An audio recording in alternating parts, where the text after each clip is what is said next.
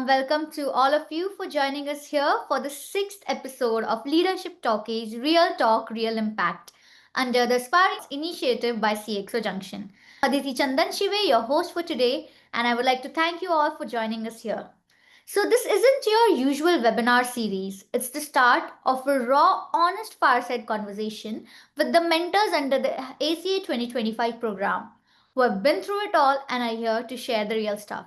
And yes, we are doing this every Friday, so consider it your weekly leadership download. As this is an initiative by CXO Junction and CloudSec, this series is a part of a much larger mission that I'm sure everyone here knows about. The mission is called the Aspiring CXOs Awards 2025 program. It's more than an award ceremony, it's a nationwide initiative to discover, develop, and celebrate India's next generation of CXOs. Through this, we are connecting mentors and aspiring CXOs across industries in a powerful year long journey of growth, learning, and leadership. In this series, we'll be featuring 50 mentors for hundreds of aspiring CXOs. And there's one vision to build a future ready leadership ecosystem rooted in purpose, strategy, and impact. At CXO Junction, we thrive on enabling these conversations. We are a leading tech media house hosting award shows, producing influential content, and running the GB Show, India's longest running podcast dedicated to cybersecurity. Our print and digital magazines, along with our blogs and social media channels, are trusted sources for industry insights and trends, reaching a large and engaged audience across India, Middle East, and other areas of APAC. We collaborate with industry leaders, and for this ACA program, we have collaborated with our title sponsor, CloudSec. CloudSec is a cybersecurity company trusted by Fortune 500s and unicorns globally. Their AI powered external threat intelligence platform helps businesses predict cyber threats before they strike, protect their digital assets, and quantify cyber risks in financial terms. From real time digital risk monitoring to attack surface visibility, supply chain risk insights, and deep dark web surveillance, CloudSec offers end to end protection across over 200 initial attack vectors and 8 plus digital surfaces. Recognized the number one threat intelligence platform in APAC by Gartner Peer Insights, CloudSec empowers organizations to make cybersecurity a boardroom conversation. Before we move ahead, here's what's in store today. We have an enticing fireside chat with one of the mentors from the South region under the Aspiring CXOs Awards, where we began this journey. Stay with us till the end to receive your certificate of attendance, which will include one CP credit.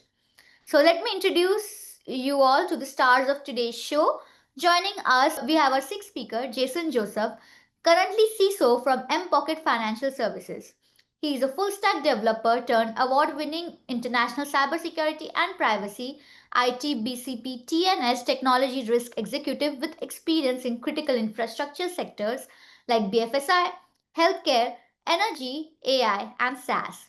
He is an alumnus of NIT Calicut, has quite a few national and international certifications, NAST Fellow, Chartered Engineer, Independent Director, and part of India's National Cyber Program. He is here to share his insights on a very relevant topic preparing for next gen technology leadership. And moderating this session would be Mr. Arun Ajmera from CloudSec. So, over to you to take this conversation forward. Hi everybody. Welcome to this Leadership Talkies event. Welcome to Mr. Jason Joseph. So, I would like to begin this event with the first question, which would be, according to you, sir, what does next generation technology leadership mean to you, especially in the current cybersecurity landscape? And good afternoon, everyone. Once again, thank you everybody for joining this call. Now, quickly jumping in, next generation.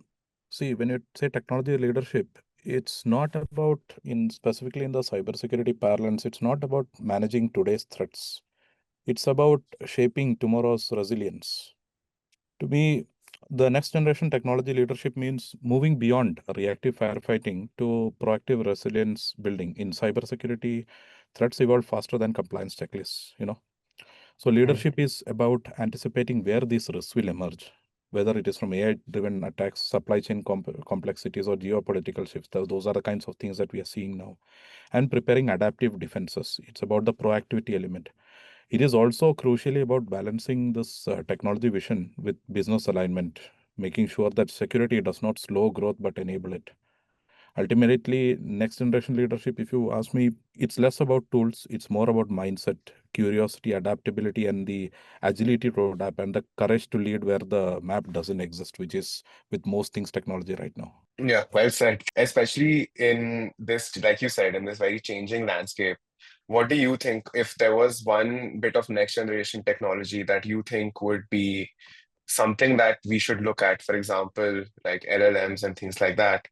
What do you think would define leadership right now, and what would help it in this landscape? See, I mean, with all things, whenever there is a general purpose technology which is introduced to the world, we've seen a lot of change across sectors, across domains.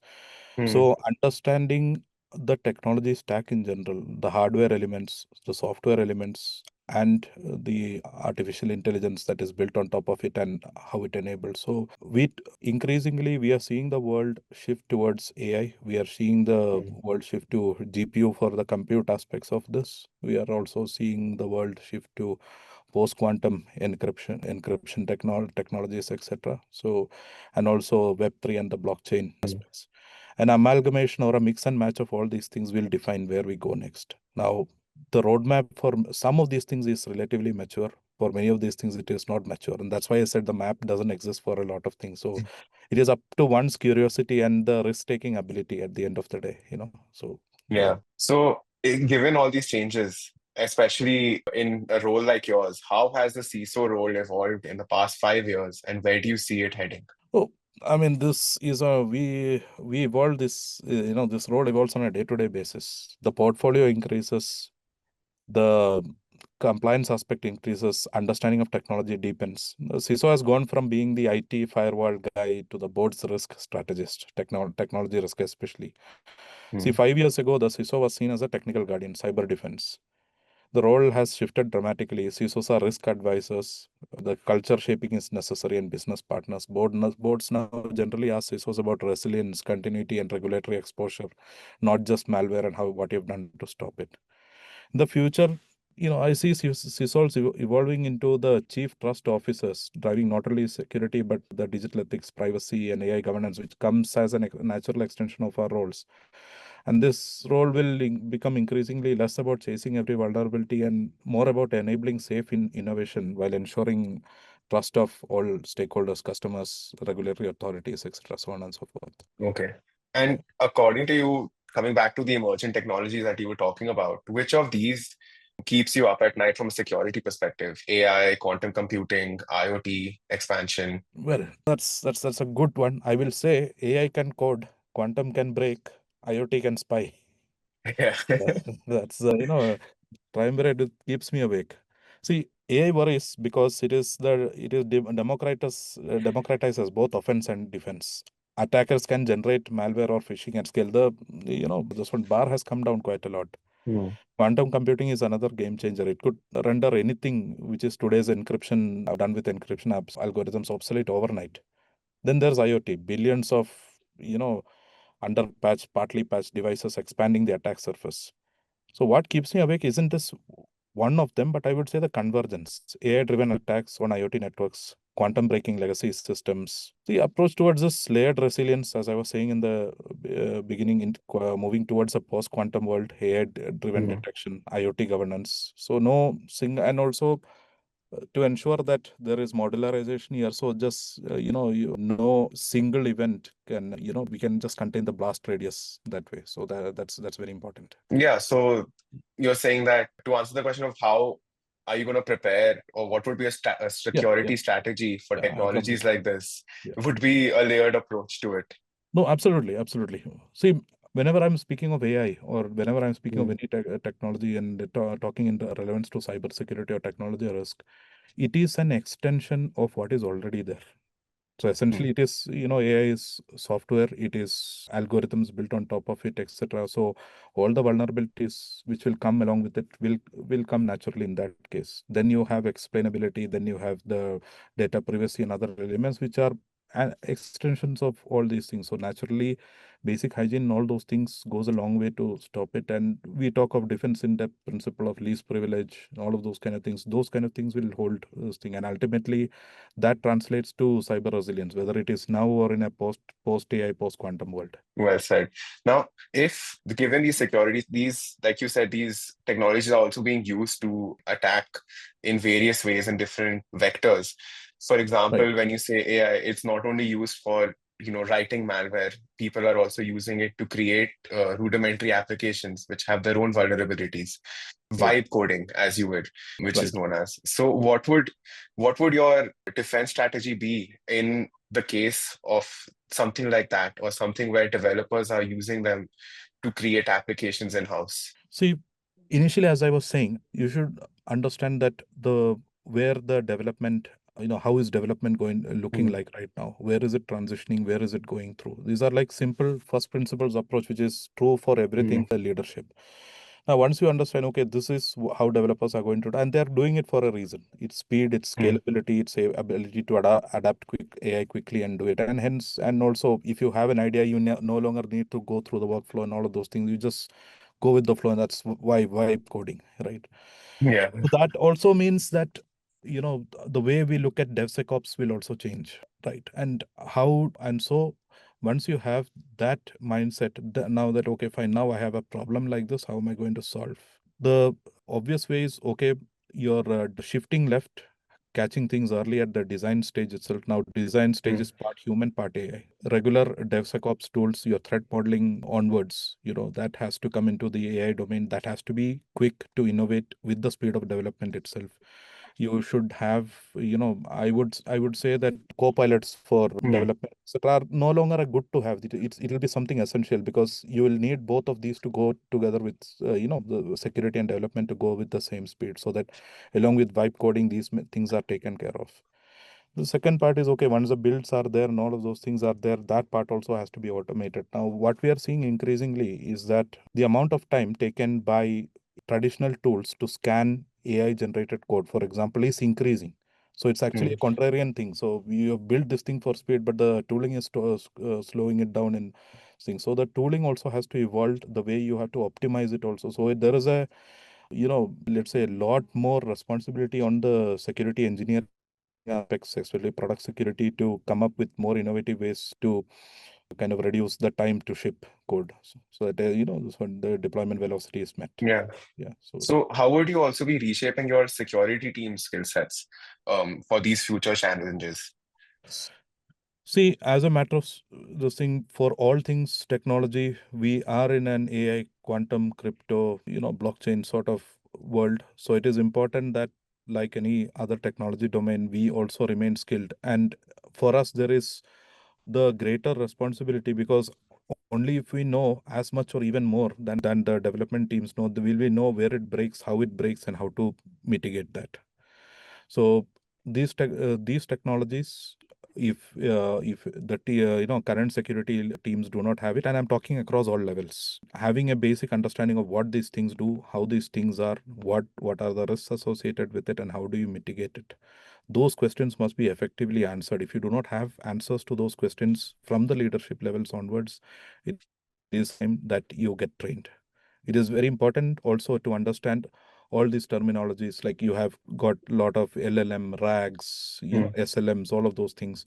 So understanding what these things exactly do, where is it applied, how is it deployed, and what are the risks associated with it, that same drill has to be done. So keeping yourself constantly updated on these new threads is very important. So what would you say is the biggest gap between traditional security training and with what leaders need today? See, what leaders need today, right now, is to be agile in their mindset. So, Mm. as leaders, as future leaders to each one of you, one of the things that I would like to put in perspective is, you will, as you progress, you will come up with a lot of, your experience. You come up with a lot of experience, you gain invaluable experience on the fly. You should be mindful that your experience may or may not be the best way of doing things. So having a very strong mindset that my way is the only defined way to mitigate, that could, might not be the right approach. So having an open mindset, being very open and being agile to change, and looking around for Mm. those cues, that is very important. Second, information, having the right information at the right time, optimizing those channels. Now that could be meetups, that could be static information, that could be RSS feeds, fed, all anything for Mm. that matter. Optimizing that, because the more time you have with digesting all this and disseminating all this information, the better off you are. So training that way takes a little bit, it needs to be reshaped, optimized. You need to be very efficient at that. The last Mm. part which I want to highlight is keep your boots, keep your ears close to the boots on the ground. As security leaders, regrettably, a lot of what we see, a lot of cases is that, okay, we move more onto the governance stack, and we do not have much time to reskill ourselves. So it's very important that you, as much as possible, you talk to your skip levels and have in-person meetings.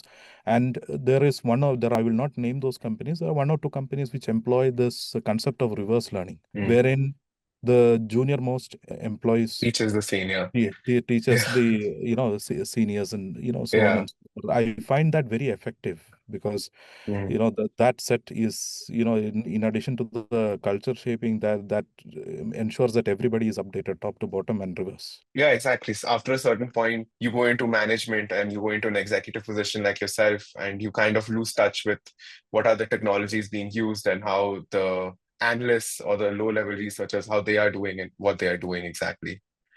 Right, right. Yeah.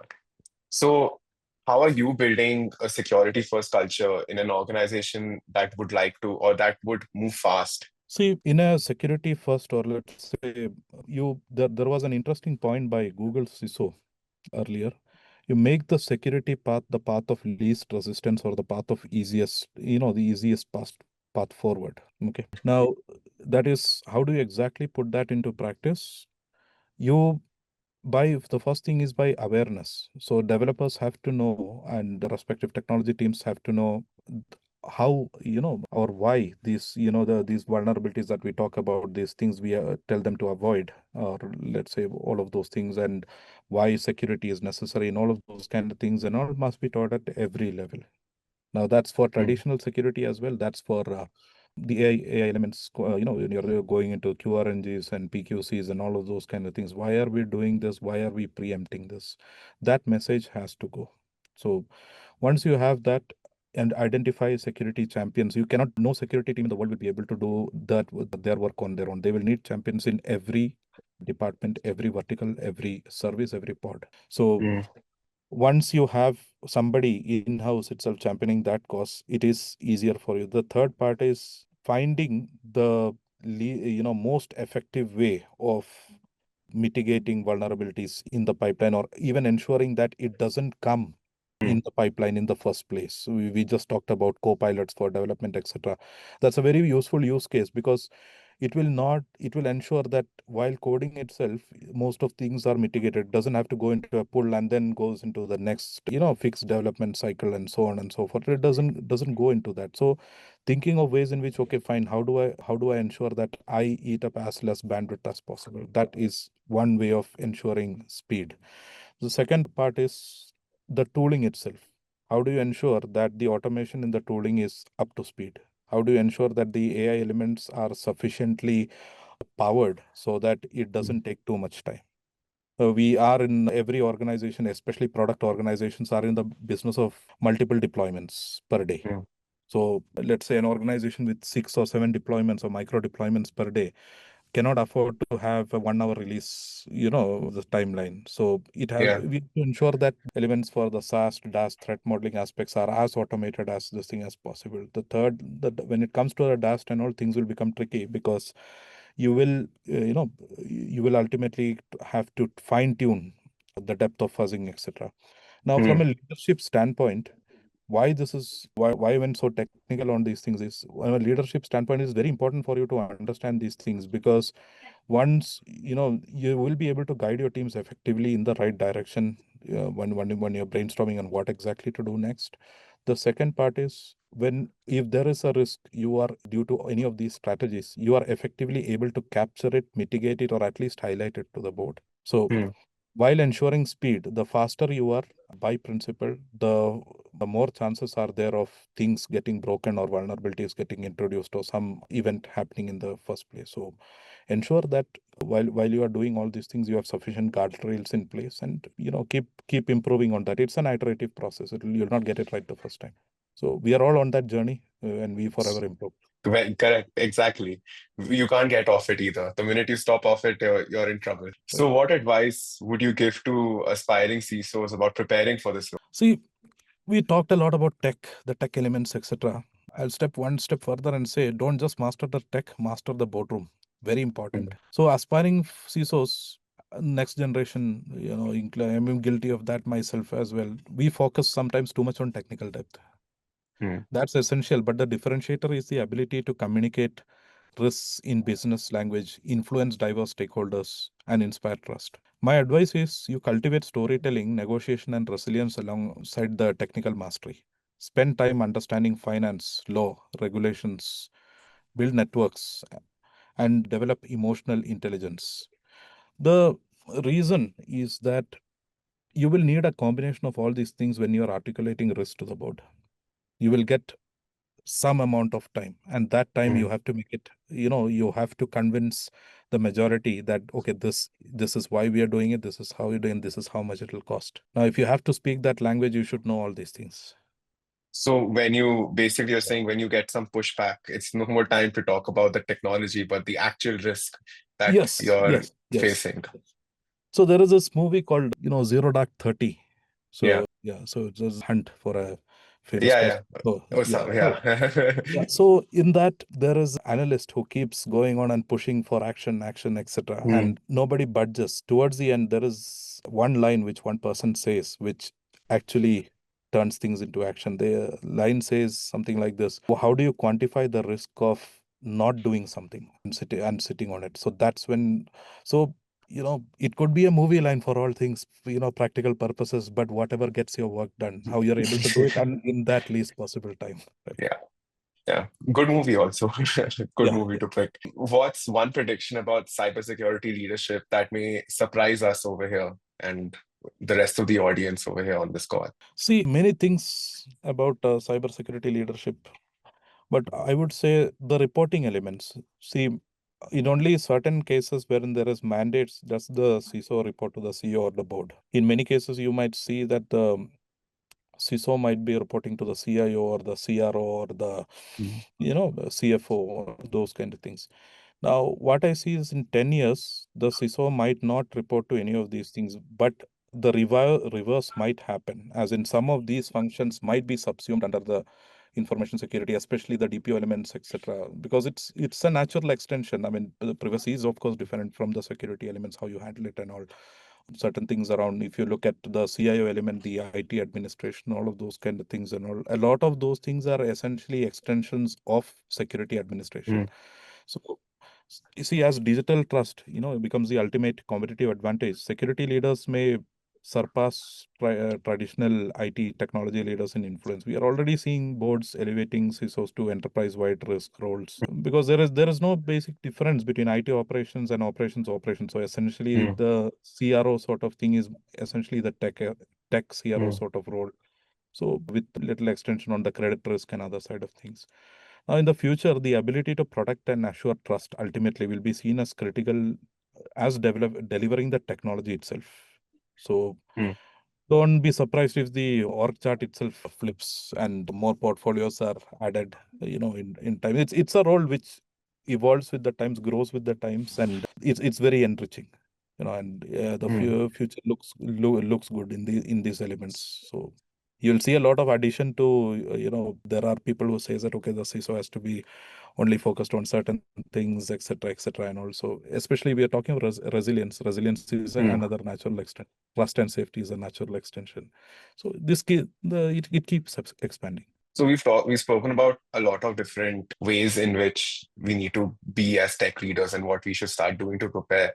For example, you said about mastering the boardroom and staying up to date by, going and learning from your low-level analysts and the SOC teams doing the work.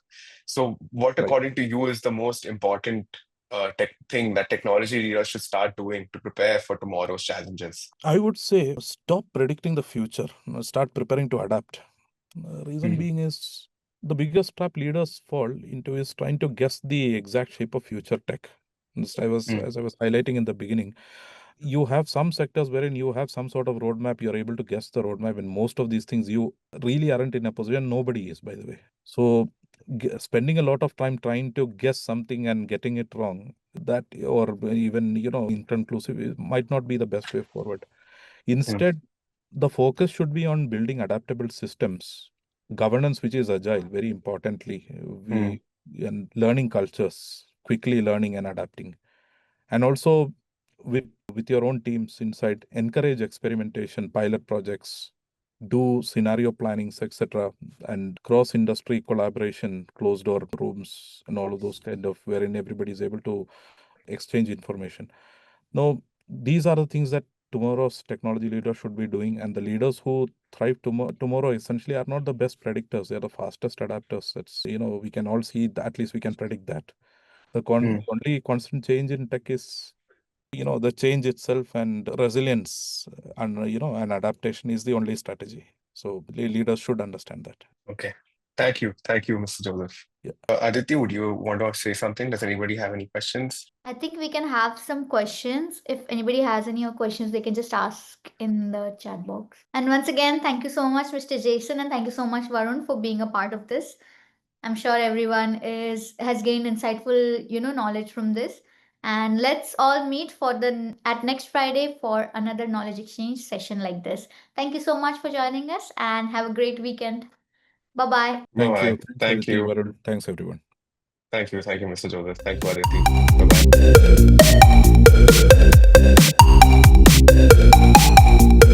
Bye-bye.